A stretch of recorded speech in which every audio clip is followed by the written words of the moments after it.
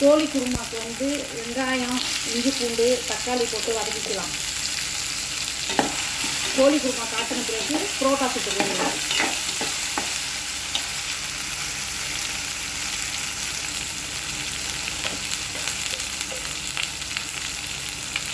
மிளகாத்தூள்,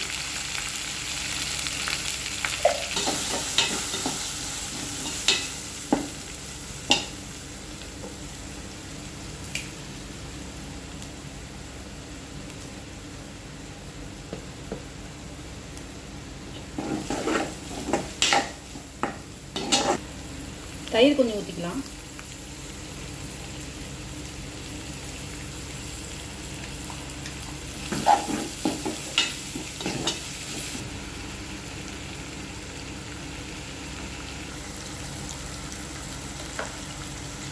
கோழியை போட்டுக்கலாம், வதக்கிக்கலாம்.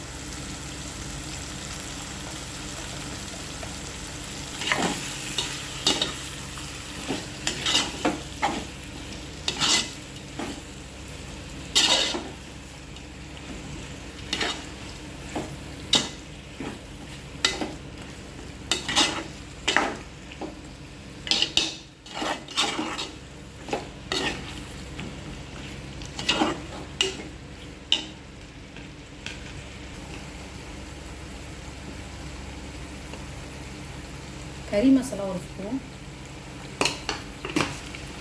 மல்லித்தூள் ஒரு ஸ்பூன், தேங்காய் ஊற்றிக்கலாம்.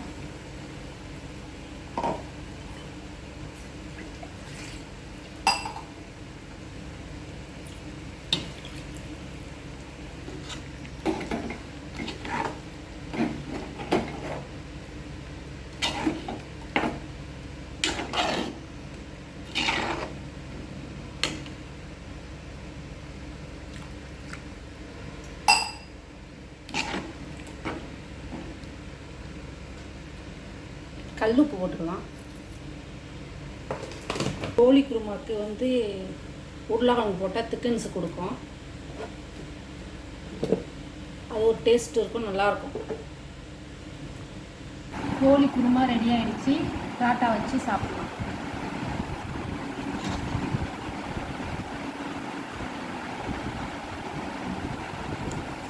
வணக்கம். இன்றைக்கி புரோட்டா செய்கிறதுக்கு 1 கிலோ மாவு சளிச்சு பனைஞ்சி வச்சுக்கணும். அதை சளிச்சிக்கிட்டு இருக்கோம். சளிச்சு முடித்தாச்சு. முட்டை, உப்பு, எண்ணெய், பால் பனையணும். ஓகே, மாவு சளிச்சு எடுத்தாச்சு. உப்பு, முட்டை, பால் ஊற்றி பனைஞ்சி உருண்டை போட்டு வச்சுக்கணும். ஒரு 3 நேரம் சென்று விசிறி சுடணும். சிறிதளவு கல் உப்பு போட்டுப்போம். 1 கிலோவுக்கு மாவுக்கு. சீனி 1 ஸ்பூன்.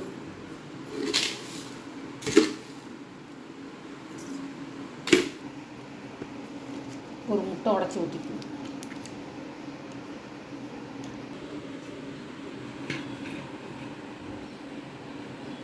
கொஞ்சம் எண்ணெய் ஊற்றிக்கலாம்.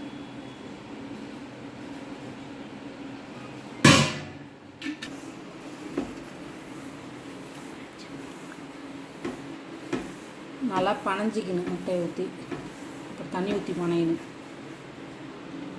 தண்ணி ஊற்றி பனைஞ்சிக்கலாம்.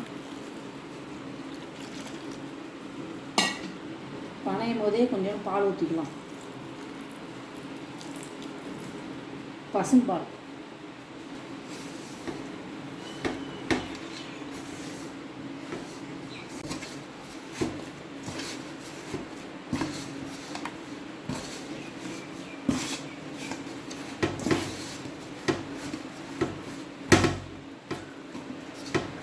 பனைஞ்சாச்சு. உருண்டை போட்டு எண்ணெய் பரட்டி ஒரு 3 நேரத்துக்கு ஊற வைக்கணும். உருண்டை போட்டுருவோமா? இதேமாரி சின்ன சின்ன உருண்டை போடணும்.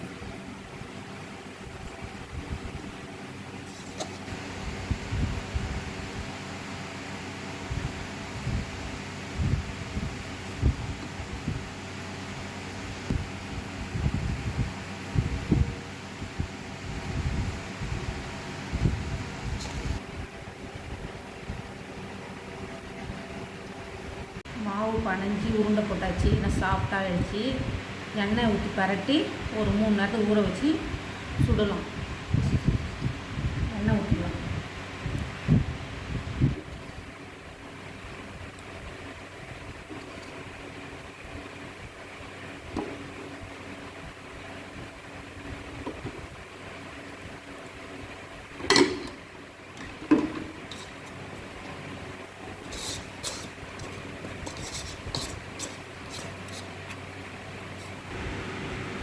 எண்ணெய் ஊற்றி உருண்டை போட்டு வச்சாச்சு. ஒரு 3 நேரம் சேர்ந்து விசிறி சுட்டுருவோம். விசிறி சுட்டு பரோட்டா சாப்பிட்லாம். பரோட்டா ரெடி ஆகினானே நான் வீடியோ போடுறேன். இது கோழி குருமா.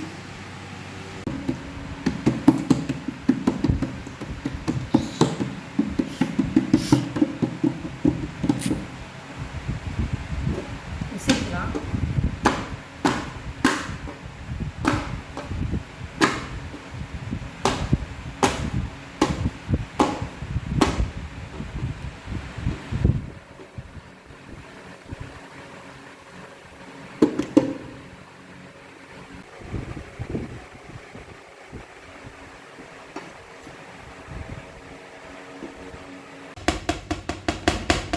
இப்படி தட்டி அதை தோசைக்கல்லில் போடணும். பரோட்டா கல்லில்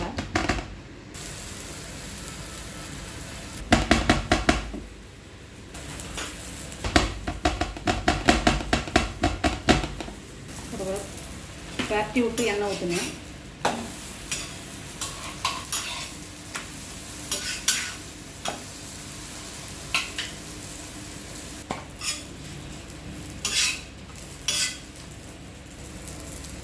திருப்பி போட்டோன்னே எண்ணெய் ஊற்றுனேன்.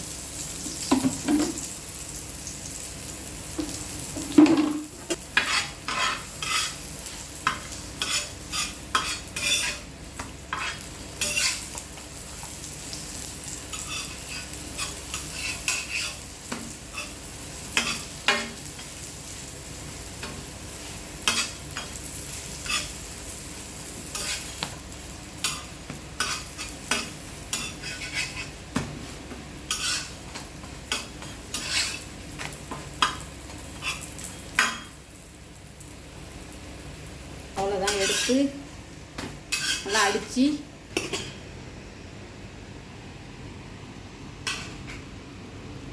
நல்லா அடிச்சுக்கினேன்.